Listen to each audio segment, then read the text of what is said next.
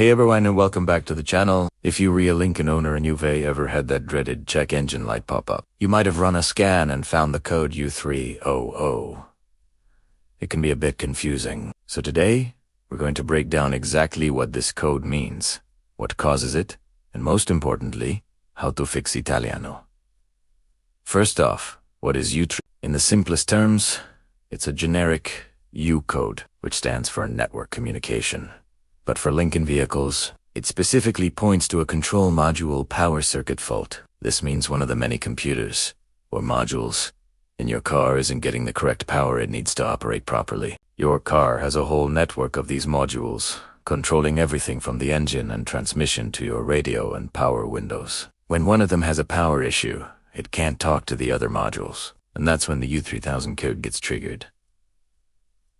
So, what causes this power circuit fault? Well, there are a few common culprits. The most frequent one is a weak or failing battery. Modern cars are packed with electronics, and they need a strong, stable voltage to work correctly. If your battery's voltage drops, even for a moment, it can cause a module to temporarily lose power and set this code. Another big one is a bad ground connection. Every electrical circuit needs a good ground to complete the circuit. Over time, these ground points on the car's frame can get rusty, corroded, or loose. A poor ground connection creates high resistance, which can starve a module of the power it needs, leading to the U3000 code. Of course, we can't rule out wiring issues. A wire could be frayed, shorted, or even chewed through by a rodent. This damage can interrupt the power supply to a module. Blown fuses are another thing to check. Fuses are designed to protect the circuits, and if a fuse for a particular module blows, that module will lose power completely. Finally, though less common, the control module itself could be faulty. This is usually the last thing you'd want to check, as modules can be expensive to replace. But if you've ruled out everything else, a failing internal component within the module could be the source of the problem. Alright, let's get to the good part. How do you diagnose and fix this? First things first, check your battery. Use a multimeter to test its voltage. A healthy battery should read around 12.6 volts with the engine off and over 14 volts with the engine running.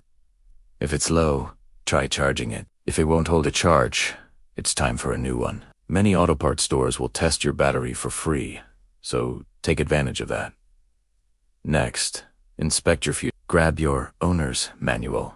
Locate the fuse boxes there, usually one in the engine bay and another inside the cabin, and start checking the fuses related to the car's various control modules.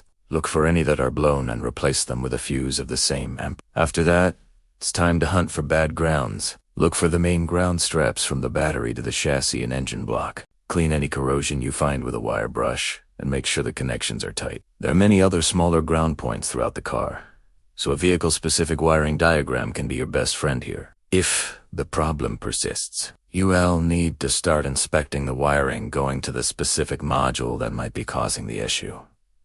This can be tricky. Sometimes, the scan tool will give you a subcode that points to a specific module, like the body control module or powertrain control module. Look for any visible damage to the wiring harnesses. You can also use a multimeter to check for power and ground right at the module's connector. If you've checked the battery, fuses, grounds, and wiring, and everything seems okay, then you might be looking at a faulty module. At this point, unless you're very experienced with automotive electronics, it might be a good idea to consult a professional mechanic. They have advanced diagnostic tools that can pinpoint the exact failing component. So, to recap, the U3000 code on your Lincoln means a control module has a power problem. Start with the easy stuff.